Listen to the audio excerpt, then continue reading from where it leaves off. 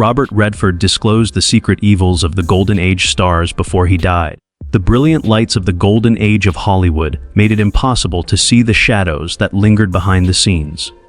The late, great Robert Redford kept several shocking facts about his renowned co-workers close to his heart. His career lasted more than 60 years. What this reliable insider in the business has shown portrays a troubling picture of famous people whose public personalities conceal something much darker. Redford shattered our preconceived notions about the most lauded period of Hollywood with the disturbing facts he revealed on Charles Burr, Orson Welles, and other respected figures. But there's something important about Redford himself that you must know before we reveal these terrible details. Redford, in contrast to many of his contemporaries, was known for his honesty and reliability throughout his impressive career. We have no option but to pay attention when someone as credible as him chooses to reveal the dirty little secret of the industry. Your perception of beloved classic films will be forever altered by his revelations regarding the real personalities of Hollywood's most famous actors and actresses. Little did onlookers know that behind the glitz and glamour of Hollywood's golden age was a complex system of deception. From the roaring 20s to the swinging 60s, viewers gladly absorbed the studio system's portrayal of opulence and royalty.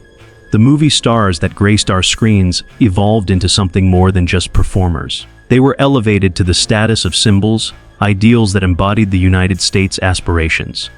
Just as this universe was about to break apart, Robert Redford stepped into it. He became famous in the 1960s when he was born in 1936 and worked with the last generation of studio stars while watching the systems fall apart from the inside. He was able to uncover Hollywood's buried past thanks to his unusual position, which allowed him to be recognized by both the old guard and a new generation of filmmakers. "I came in during a transition," Redford allegedly told close pals in his final years.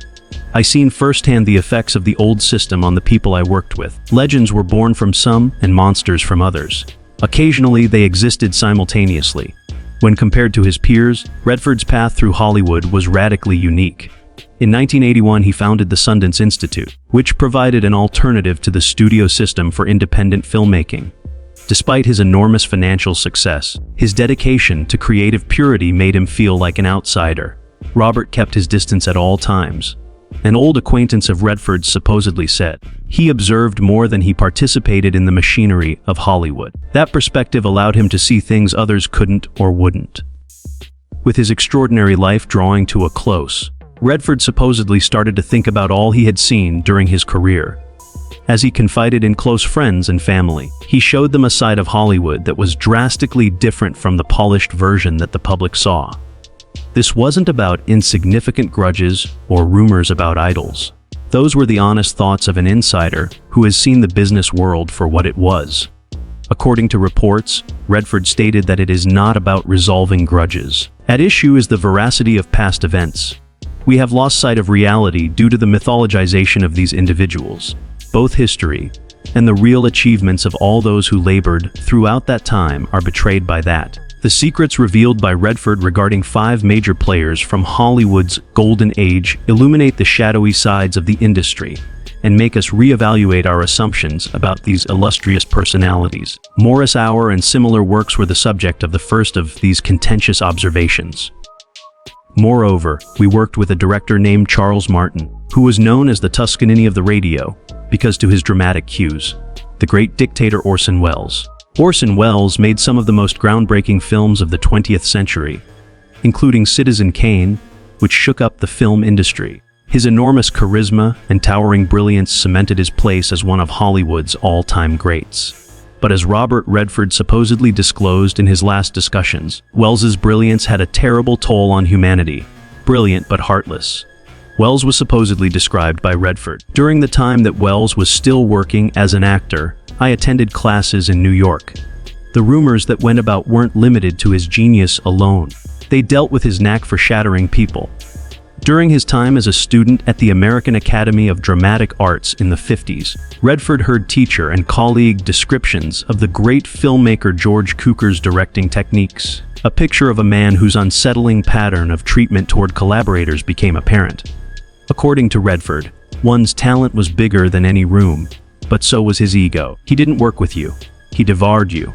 A friend of the actor supposedly said, Robert heard countless stories of Welles humiliating actors, technicians, writers, anyone he perceived as standing between his vision and its execution.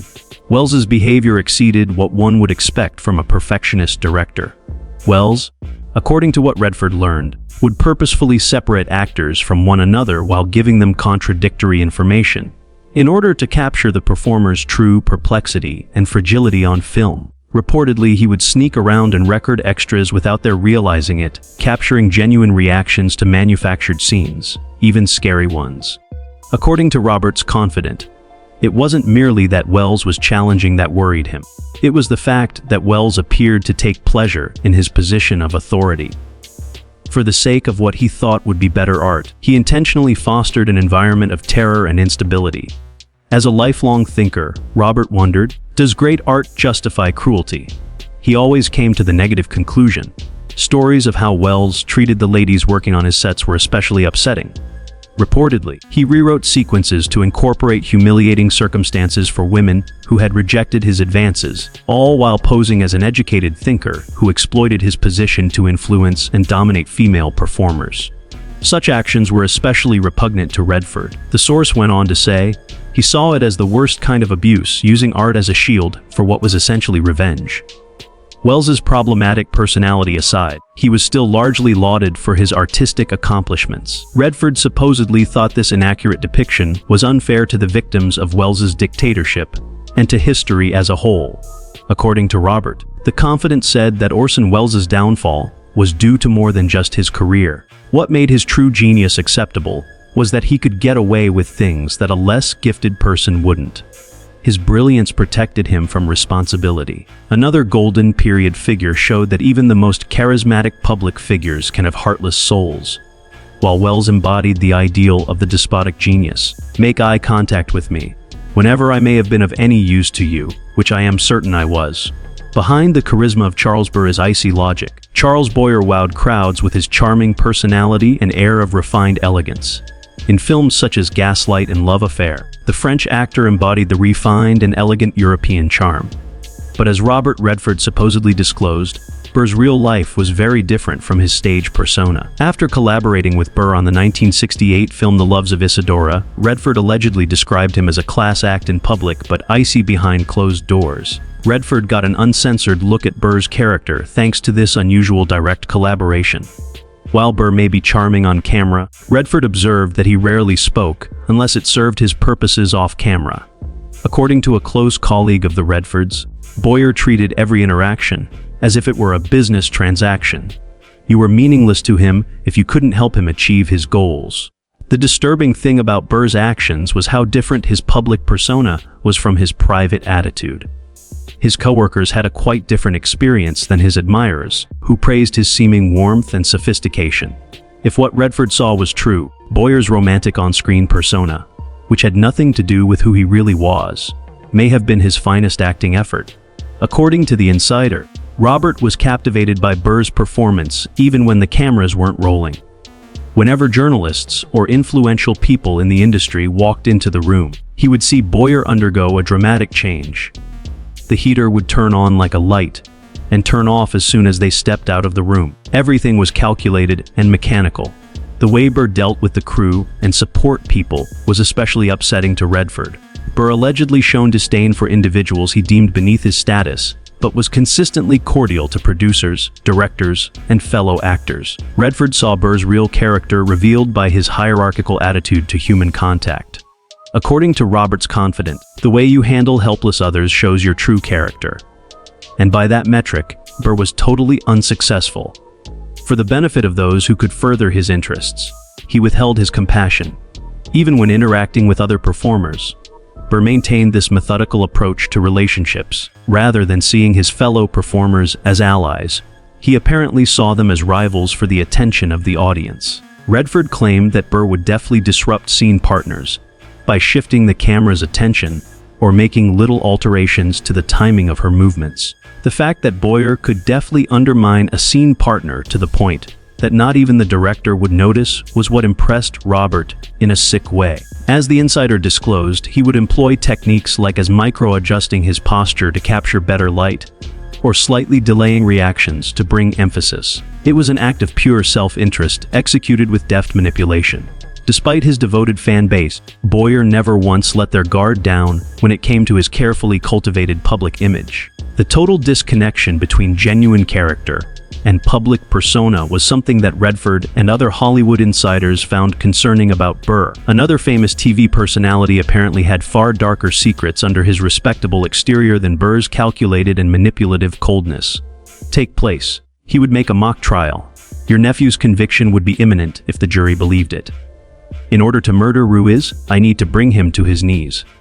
Raymond Burr, literature outside of cinema. Raymond Burr became famous for his portrayal of upright justice characters, such as the unshakable Perry Mason, the defense attorney, and Robert Ironside, the wheelchair-bound detective.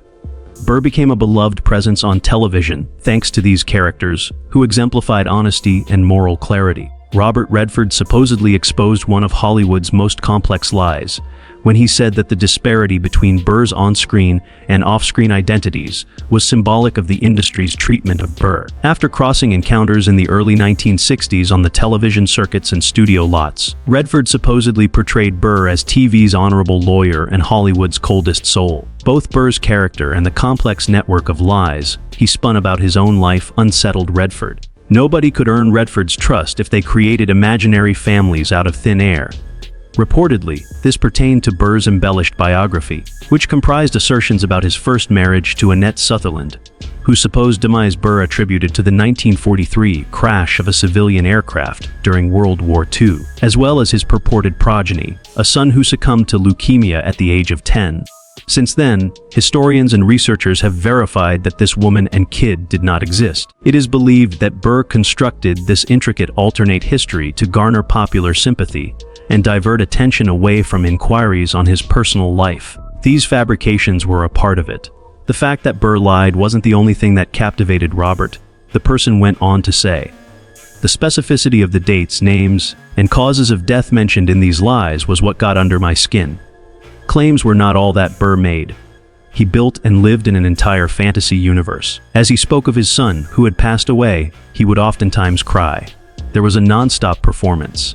Based on what Redford saw, Burr's lies go beyond the usual Hollywood PR stunts. A lot of famous people let their publicists clean up or inflate their histories.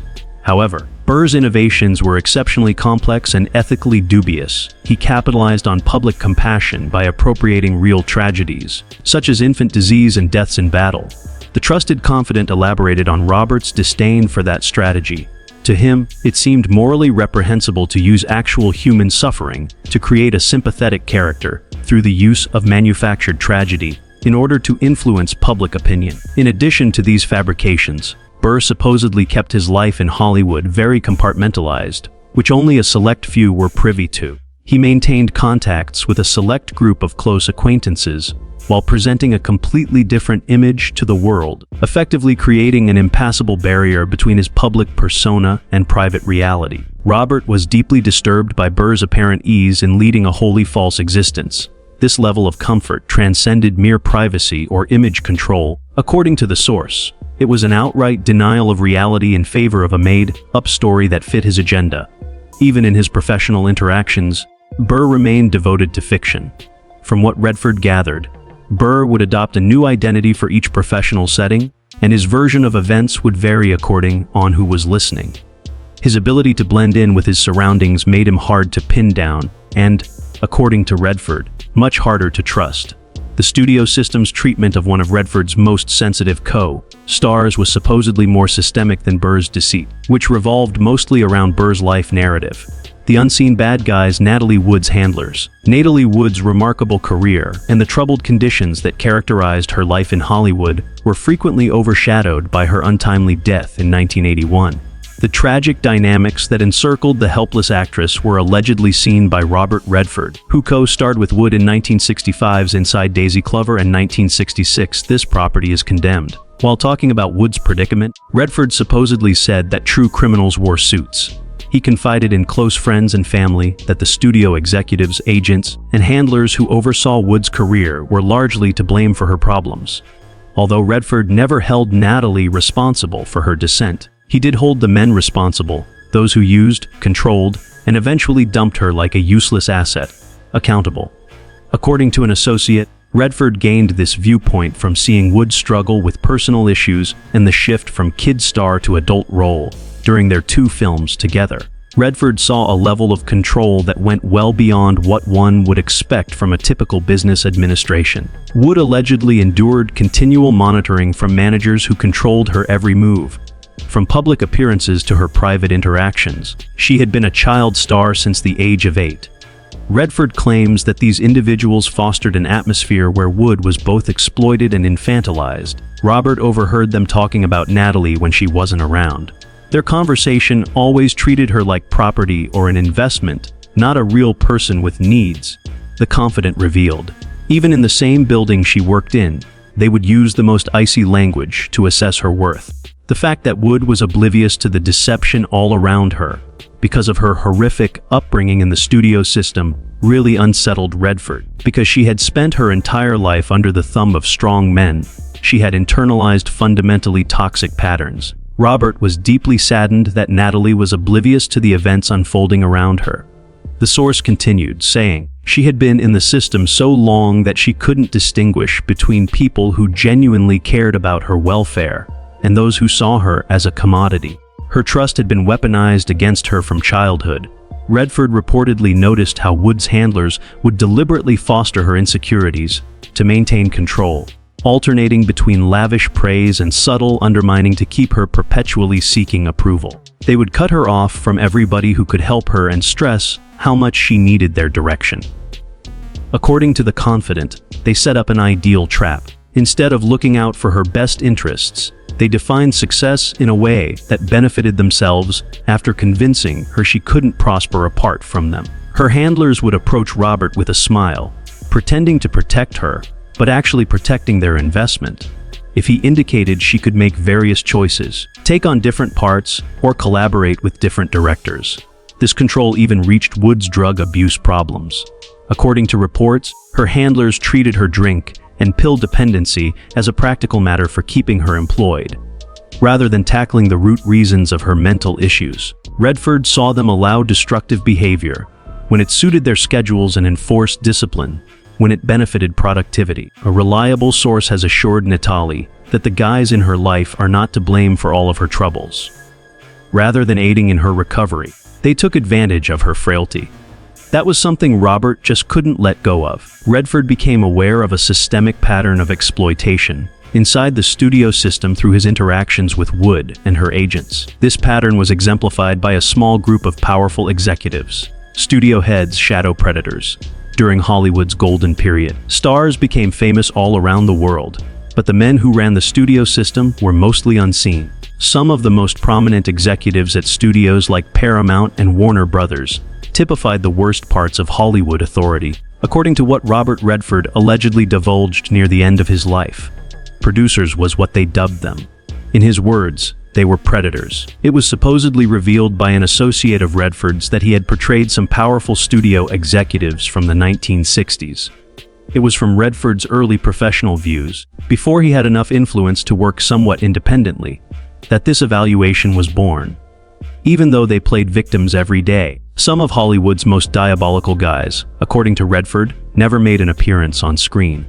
The confidant went on to say, this cryptic statement reportedly referred to the systematic way certain executives used their power to exploit vulnerable actors, particularly young women and newcomers to the industry. Redford saw these executives through a well-oiled machine that protected them from taking responsibility through middlemen. They would communicate their demands to actors in a way that would allow them to maintain plausible deniability, while making it quite evident that their professional advancement was contingent upon their compliance. The system that allowed this conduct to persist was the most repulsive thing to Robert. According to the source, it wasn't just individual bad actors. It was an entire ecosystem designed to facilitate exploitation while protecting the men at the top. Assistants, casting directors, even some agents, all played their part in a machine that treated human beings as commodities. Redford's career took a turn when he became more aware of these dynamics. He became more independent and eventually founded the Sundance Institute and Film Festival, which were meant to operate outside of traditional power structures. The trusted source revealed that Robert's skepticism against studio structures was not theoretical or ideological. The inability to participate in those systems with a clear conscience stemmed from his observing specific abuses of power. Men whose names were in little type on the credits, but whose power molded the business, ruined careers, crushed emotions, and wrecked lives. The fact that these CEOs kept up respectable facades in public while acting disgustingly in private was of particular concern to Redford. They would put on a show of community support by attending charity activities and publicly stating their family values, all the while fostering an atmosphere of intimidation and exploitation. Robert could not tolerate the double standard. These men would speak publicly about the magic of Hollywood, while privately treating it as a playground for their worst impulses. They would invoke art and culture while behaving in ways that degraded everyone involved in the creative process.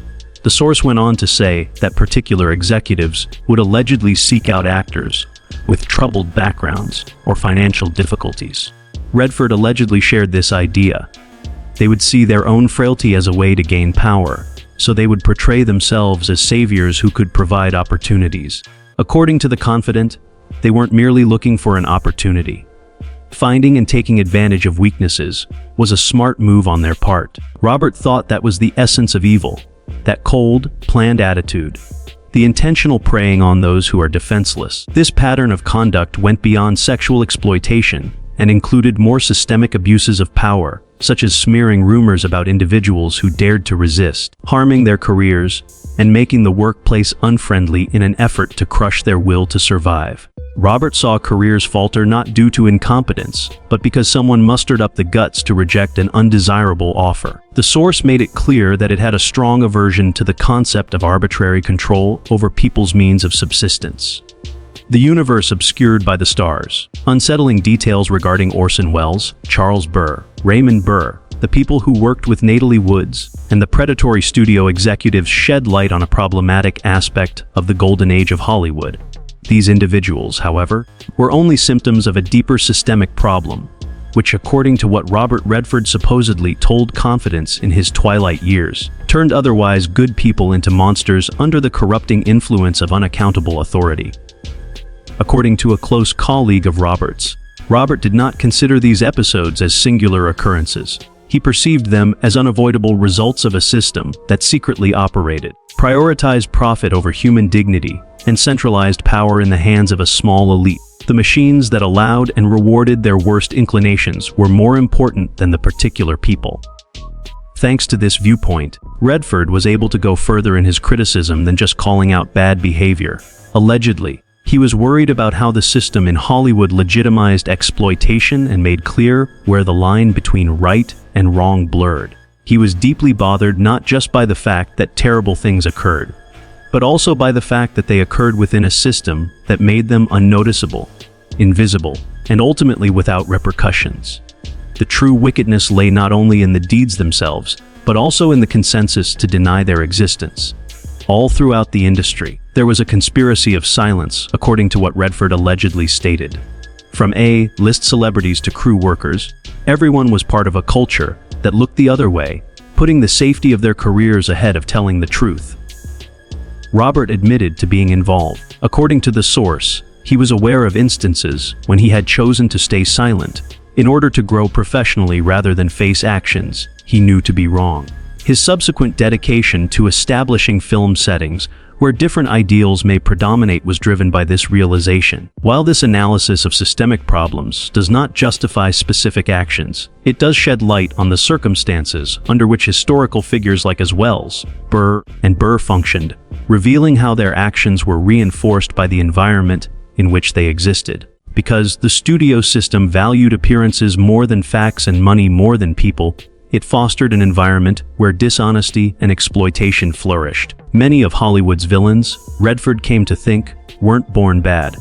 The confidant shared that their character was molded by a system that valued manipulative, deceitful, and exploitative actions and punished traits such as empathy, honesty, and moral rectitude. That system had the potential to skew people's moral compass the longer they remained a part of it.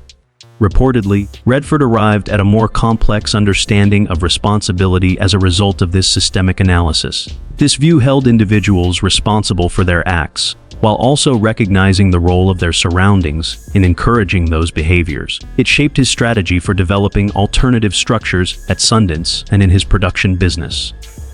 According to the source, Robert's comments against these famous Hollywood figures weren't merely critical. It was with a deep comprehension of the ways in which systems perpetuate themselves through the actions they encourage and the corruption of power. His intention was not to tarnish names, but to get insight into the multi-faceted corruption that persists today. Truth is a legacy for moving ahead. Reports indicate that Robert Redford, in his final years of extraordinary life, thought on these troubling parts of Hollywood's past and stressed that revealing these facts wasn't about sullying legacies, but about facing the past head-on. Real change can only take place if the complicated truth of the entertainment industry's past is fully acknowledged. According to Robert, the narrative surrounding the golden period of Hollywood is misleading and unfair to all parties involved. An anonymous source supposedly said, "It establishes unrealistic expectations rooted in fictions. It glosses over real issues that are still with us today, and it disregards the true accomplishments of artists by placing them in fantastical realms instead of human experience." Redford's dedication to honesty permeated his perception of his own legacy. He was adamant, according to his friends and family, that his life's narrative be portrayed truthfully, flaws and all. This genuine approach was in sharp contrast to those like Raymond Burr, who used elaborate fabricated stories to influence public opinion. Integrity was what Robert prized in the end, according to the source, not flawless. The bravery to be one's true self and accept full responsibility for one's actions, triumphs and mistakes. He understood better than anybody that flawless people do not exist. That's why he was so concerned by the cunning lies told by people like Burr and Burr. They were emblematic of the basic dishonesty that harmed the whole storytelling endeavor, not just their own work. As Redford supposedly said, the point of being honest about Hollywood's history is not to downplay artistic accomplishments, but to put them in the right perspective. Even when we consider the disturbing way Orson Welles treated his associates, his groundbreaking contributions to cinema are still enormous. Her outstanding performances are unaffected by the institutional exploitation that surrounds Natalie Wood. Robert held the view that it is possible to appreciate art while being forthright about the systems that created it and the artists who created it. As before, the confident went on. To the contrary, he believed that genuine accomplishments are enhanced, rather than diminished, by open and honest recognition of shortcomings. Genuine human beings overcoming their own limits and those of their period to create work that endures. Instead of sanitized tales about flawless minds, that one is more interesting. Reportedly, Redford's faith for Hollywood's evolution stems from this nuanced approach, which advocates for honest appraisal as a means to real advancement rather than cancellation or entire rejection of the past. According to the source, he had no desire to destroy idols just for the sake of it. He wished to dispel the misconceptions that hinder our ability to tackle long-standing issues.